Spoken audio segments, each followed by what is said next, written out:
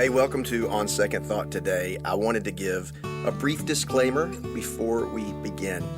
Today's podcast is for married people, husbands and wives. We're going to be talking about the physical relationship. We're going to be talking about God's good gift of sex that He has given to married couples and He intends for us to enjoy in the confines of marriage. You might be listening with a kid in the car or maybe around the house, or you might be a teenager that enjoys our podcasts for some crazy reason. But today's and next week's might not be for you. If you are seriously dating, engaged, if you are married, of course, we want you to tune in and listen as we cover this today.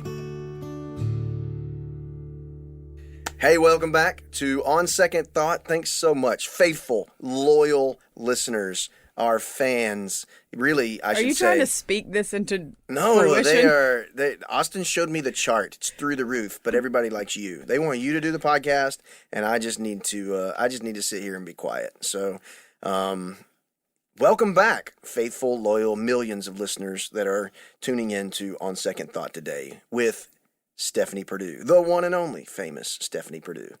I'm not the one and only Stephanie Perdue. The one and only famous Stephanie Perdue. There's more of us. But I'm the only Stephanie Perdue married to you. You're my only one. As you try to quietly close the Diet Coke so nobody hears it on this podcast. You are like slowly closing the top. This is why we don't have a video. So I can drink my Diet Coke. We should have a video. There's nothing wrong with drinking Diet Coke. Today's episode is going to be great. This is going to be one of our best episodes yet, but I did give a disclaimer here at the beginning to try to say we're going to be talking about God's good gift of sex and the physical relationship between a husband and wife. And so that's how we're beginning today. And I really wish I could sing because I'd sing that song, but I can't sing What it. song? I don't know this. Is it in the hymnal? I don't know. No. I don't know the songs that aren't in the hymnals. No. You a lie. Right here in the closet, you a lying. What did I do last night? Doom, doom, doom, doom, doom, doom. And I was like, is that the song, Let's Talk About Sex? And you're like, no, that is Ice Ice Baby. I'm sorry. Oh, you have just disappointed everybody that grew up in the 90s, but that was not in the Second Baptist Church. You're apologizing for my lack of knowledge of these wicked songs. Yes. So it's okay. It is all right. We are going to have I always wanted to be you anyway, so there's that. I wish I didn't know these songs. You wish you knew all the hymnal songs and not the old Yes, we were somewhere songs. The other day and they started singing a hymn, and I was like, yeah. I still don't know this one. And I'm holding the paper down, singing every word. Yeah, you're like, la, la, la. I'm like, yep.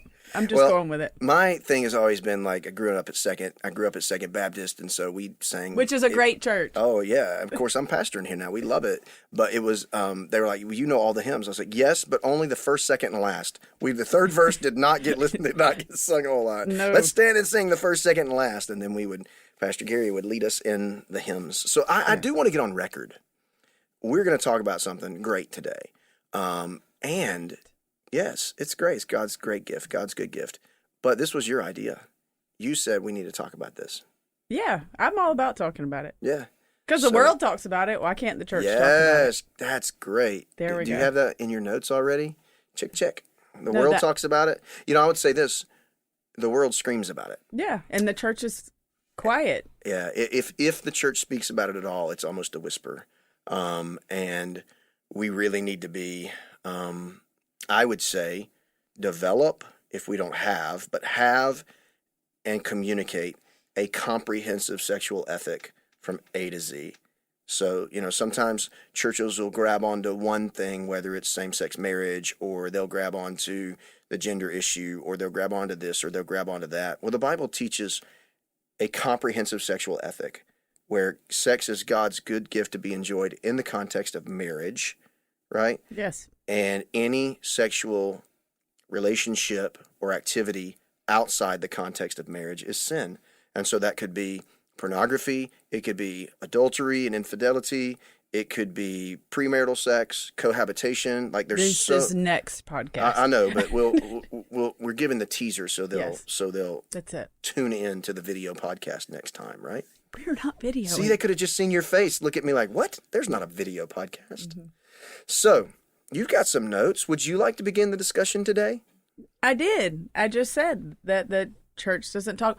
Or we can go back a few podcasts where we were talking about the purity culture and all that, where I feel, because I didn't necessarily grow up in church at that time or even that time of my life, but everybody was taught sex is bad, don't do that. And then these, I say specifically females because that's who I've talked to, are like, they get married and they're like, now I'm supposed to be, sex is good. And they're like, but it's bad. And I'm like, it's not bad.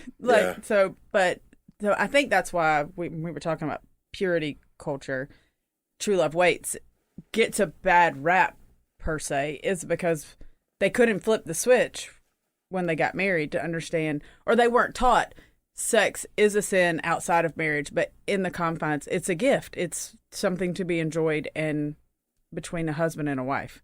So it wasn't taught in that manner. So it's hard to understand that it is a good thing. That's a great point. And I don't think it was the intention of True Love Waits or the purity culture for churches to take that and say, well, sex is bad.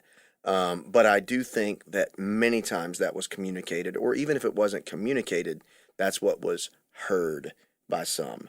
Now, I grew up here at Second. We did True Love Waits. There were many different, every year at summer camp, we had purity talks. And I can remember literally. And I don't see anything wrong with that. No. I think it was good. And I never got I never got the sex is bad vibe. But I do remember asking specific questions in those purity talks that they could not answer for me, So they're like, you have to have a clear line. And I'm like, well, what does that line need to be? And they were like, well, you have to decide that. I'm so, can I hold my girlfriend's hand? Right. Well, I don't know. Can you? Like that kind of thing. So Yes. that was a little more ambiguous. What's the line? Where do you, and so I think a lot of times, especially couples that are dating or maybe dating seriously, they really, one of the things that I talk to in premarital counseling is that you really need to figure this out. You need to have a clear line of we will, we won't.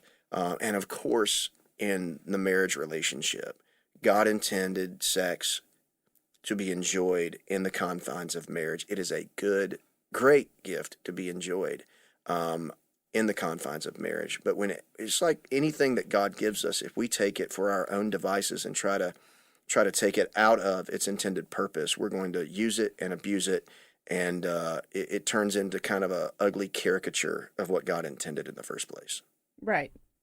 I mean, and there are more and more women, and I'm going to just talk about Christian women because I don't freely talk. I don't know. I'm just going to say Christian women that come to either our classes or they come to different things, and they rarely are experiencing like sex as like fun, fulfilling, freeing.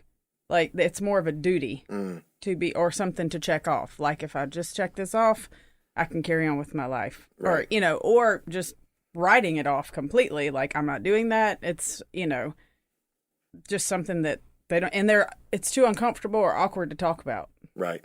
And we talk about this, I feel like every week. It goes back to communication.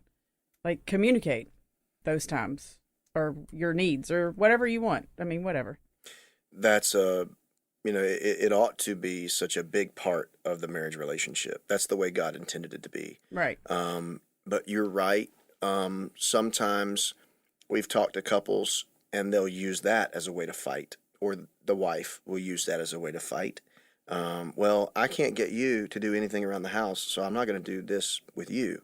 And the husbands need to remember, we've talked about the husbands leading, so husbands need to remember that, they think, well, it doesn't really matter what I did earlier in the kitchen. It doesn't really matter if I cleaned up in the living room. It doesn't really matter if I've done this, or this. All I care about is the bedroom.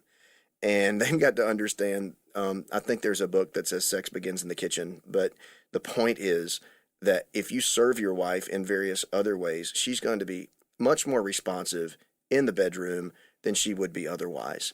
And so if there's tension and frustration, in a relationship all the time, and the husband still says, well, you're my wife, we're gonna do this no matter what. Like, that is a very, very difficult place to be. So it begins, you got to go back and listen to these other podcasts, but it begins with husbands, love your wife like Christ loved the church. If you are doing that, if you are,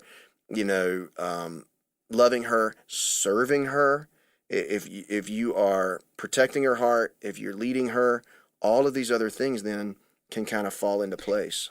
And just so we are clear, we are discussing a normal marriage, not engaging or not having to deal with past traumas and those types of things. Or husbands that are weirdos, because some of them are. Yeah, now, yes. And some of them have, yes. We'll talk about this next week, but some of them have been warped by what they've seen in the past. Right. That then it's like, oh, well, that's what I expect in my marriage. And there are some things, even sexually, in the context of marriage that if she's like, I'm not comfortable with that, that's not necessarily, well, you're just not submitting to my leadership. No, maybe your mind is warped because of, some past sin, and you need to get that right. Right. So that's an important caveat. Right. Because if you're having to work through some past traumas or some past issues, then maybe that's a time to go to counseling.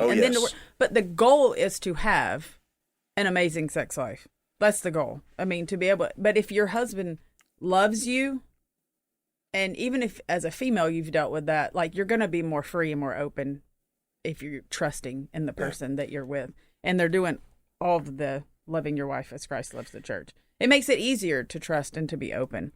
But our goal is to make everybody raving fans of, like, their spouse and having sex. That's huge. And I think for husbands, we need to understand that sex begins for our wives. It begins in the heart, right? It begins in your mind and it begins in your heart.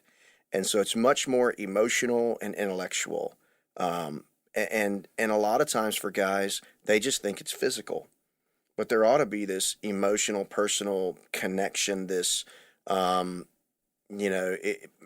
intellectual, emotional, psychological, and physical. That's all included. That's why guys are 100% physical. They're not. They're they better visual, not be. Visual. They are visual. Yes. Y'all aren't, so that's fine. But I do think that, I guess your intro to the podcast this past go round, we talked about that a little bit. So date your wife. Oh, especially naked. But that was so fun. I didn't even say it that way, but yes, that works out. Austin edited it, so I love it. I'm all about it. It's whatever. Yeah, I think I said you have more sway than you know. Yes, you have more sway. Jim, can I get new shoes? Yes. Find the right time and the right way to ask. Not after I just paid the credit card bill. Right. But, okay. Nope. Oh, so I do think it's important for guys to know it's more than just physical for their wives. Well, and I heard the analogy this week. For guys to understand, like, so many guys view women, or women view themselves as like the keeper of the cookies or the cookie jar. Yeah. And like the guys are like, well, if I'm a good boy, maybe I'll get a cookie today.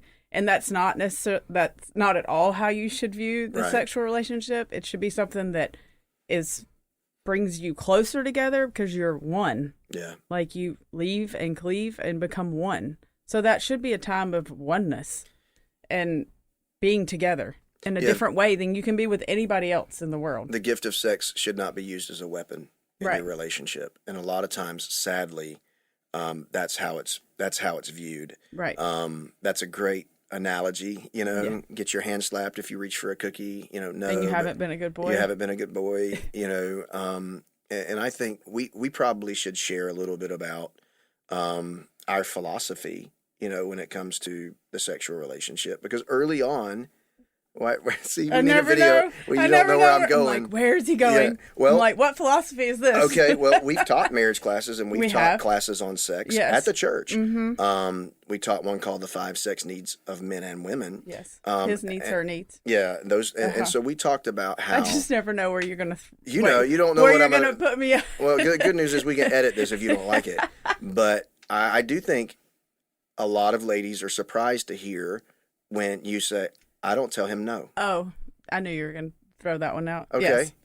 Yes. So, I never say no. I've never said no. Yeah. But I may say, make it quick. Yeah. You've never said no. Yes. And let me get on record. I've never said no to you either. Of course not. Yeah. No. Yes. But as a guy, so I know that's our philosophy, and that's how, I mean, we've been married 21 years, and I know that's our philosophy, and I think that's very healthy. But let me put a caveat to that. We have a lot of those today. I also don't ask at stupid times. Right. Or you do not initiate when I'm just so stressed, everything's crazy. Hey, baby, come here. Like, that's not, that's not how, like, you have to protect that, right? Don't abuse that. Well, I've never looked at you and said, well, you said you'd never say no. Like, that's not the way it works. Right. So you have to know the situation. You can't be an idiot and just be like, I don't care what she's going through. I want this, and she said she wouldn't say no, so I know I can get what I want. That's selfish.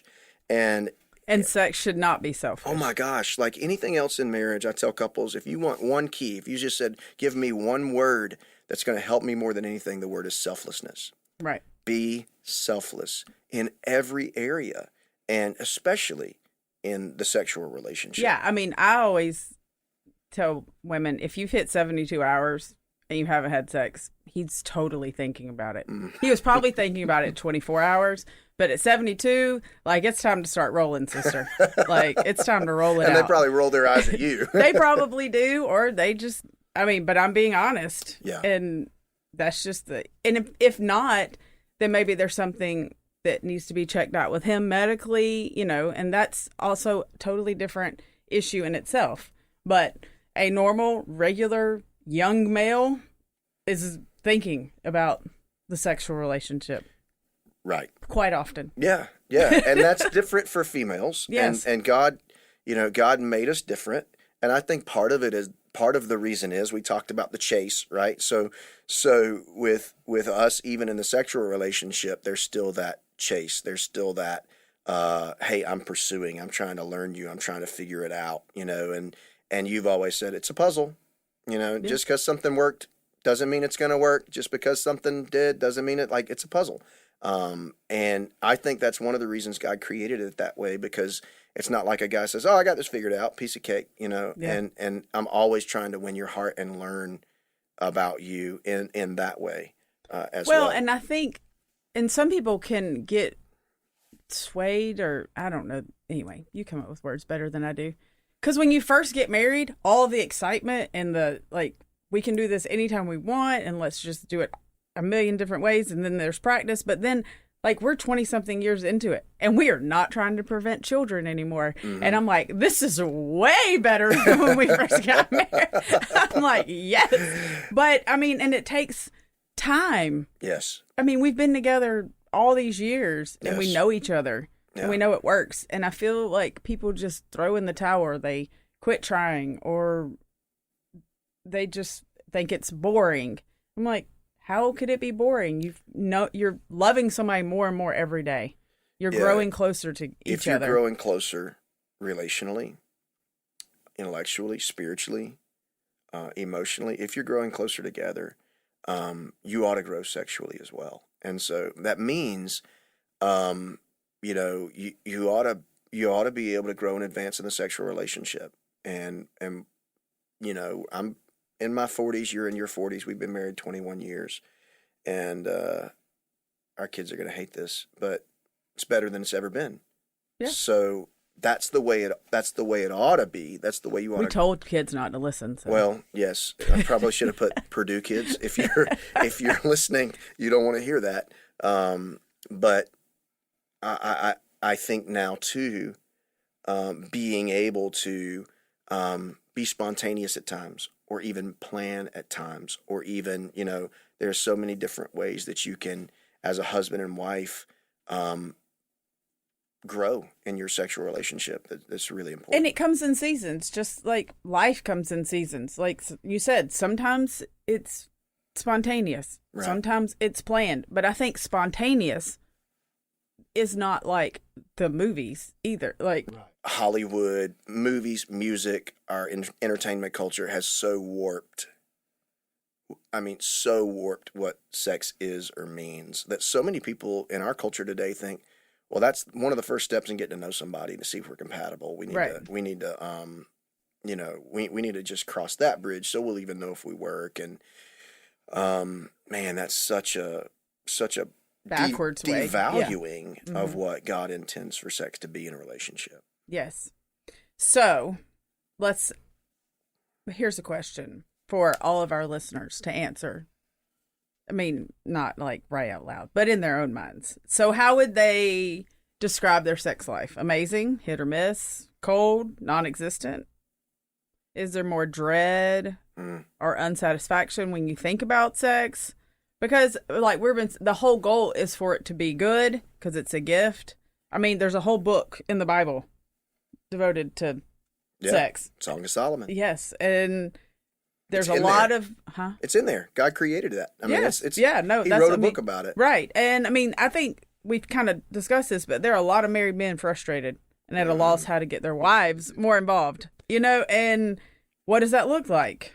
And it's a giving, because love is patient. You got to be patient with the whole thing. Love is kind. You got to be kind. So I think one of the things I've noticed through the years is communication about sex is hugely helpful. Now, it's awkward. It can be awkward. Like I can remember conversations where like, okay, you can talk to me about this, but I'm hiding under the covers right now. I don't want to, I'm going to hide under the covers. Yeah. And we've been married, so we are married. We've been married. Yes. So communication's big. And so I think if you're a husband and you're like, I am frustrated in my sex life, communicate.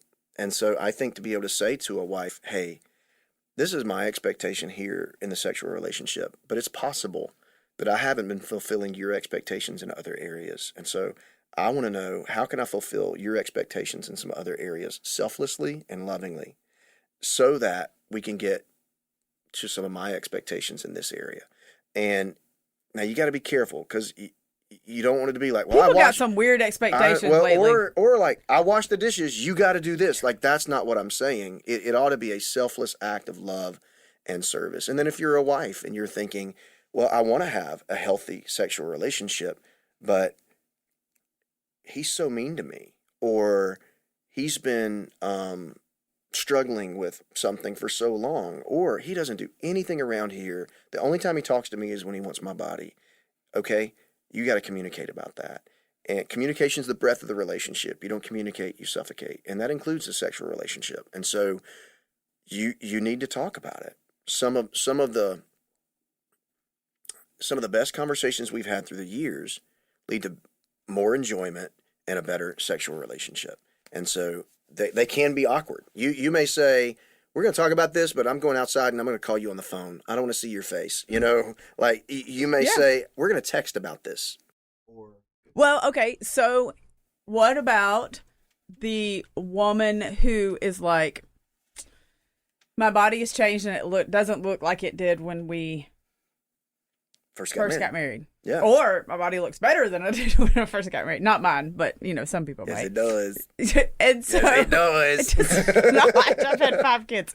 But so what would you say? Like, well, I've changed. I mean, I didn't have a beard and I had hair when we got married, right? So now I got no hair and a beard. Everybody changes and grows. Right. And I think one of the things that I would say to husbands and wives, treat your spouse as if they are the most beautiful person, woman, most handsome man in the entire world, and watch what they become in your eyes. I think that's a huge part of it, first of all, is your perspective. And we're going to change. We're going to grow. We're going to get old. We'll be different. We'll have wrinkles. We're not old. We are awesome. That sounded very prideful. You're awesome. I just get to tag along. How about that? Because that becomes a reality for a lot of women. They have children. Their bodies change. And they're like, I do not want anybody to see me naked. But you and I both have worked hard. Right. You've worked more. A lot more. Some of us weren't naturally born lean I like should you. say you and I should probably more say you love to work out. That's not just a way for you to stay in shape physically. It's also a way for you to stay in shape mentally. Like that's the endorphins you need to get you through the day. Right, And so you love to work out. And I really do. I don't like the gym, lifting weights and running, but I love playing racquetball and pickleball and stuff like that. So I do try to stay in shape. And so I think that's part of it too. Doctors will talk a lot about how physical exercise will lead to greater stamina and greater strength and, increased sexual desire. So I think those are some really important things. Stay in shape if you can, figure out ways to do things together, go for a walk or, I was at the gym on the treadmill, a couple of days ago and you were finishing up your class and it's like, hey, I'm just going to walk next to you, or you ran and I walked and, but you can talk and run. I can't. I have to run and breathe. I can't run. I can't run and talk at the same time. I think a way to kind of bring this all together is, as a husband and wife in the context of the marriage relationship, is your sex life, husband, what you want it to be? Wife, is it what you want it to be? And if not, what are you going to do about it? You can sit there and whine and fuss and complain, or a lot of times ladies like to fuss with their friends about, well, my husband this and my husband that, and guys may do the same. We don't do that. What are you going to do about it? How are you going to make it better? You got to take ownership. If you sit back and think, well, this is just going to fix itself, it doesn't fix itself. You got to take initiative to make this happen. And one more thing, ladies, guys love it when you initiate. Yes, but men are the primary initiators. Yes. Men should be the primary initiators. Yes. But ladies, they're not going to initiate if you're always saying no. That's right. They're going to feel like they've been rejected. Yes. And so just don't say no. You say, make it quick. What did I actually say? I'd say you got 5 minutes. That's what I would say. Make it quick. But yes. I think one more thing before we're done. There's an analogy that has helped me kind of understand the sexual relationship in marriage. He said it's like, and this is not original to me, but somebody says it's like going out to eat. Sometimes you're going to go through a drive-through and you're going to get something quick and easy. Sometimes you're going to take it up a notch. And sometimes you're going out super nice for a 4-course meal.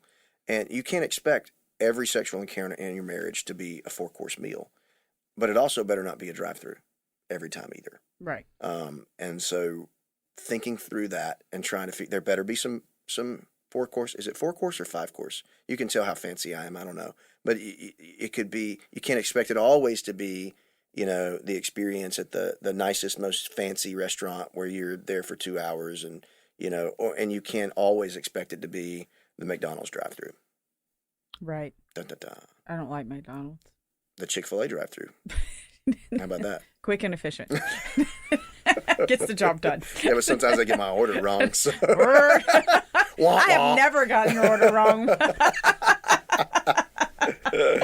We may need to end it on that one. How about that? There we go. Thanks for joining us today. Yeah. Thanks for Stephanie's talk on sex. We're so glad that you were here. Appreciate you joining us on... His face is red. I love... Well... Aren't you glad we don't have a video podcast No, I'd love now? a video podcast right now. That'd be great. Thank y'all for joining us as always. secondfamily.church/thoughts. Send in some questions. We'd love to help answer those and be listening out for us on Wednesday mornings. The podcast drops. See you next time. Hear you next time.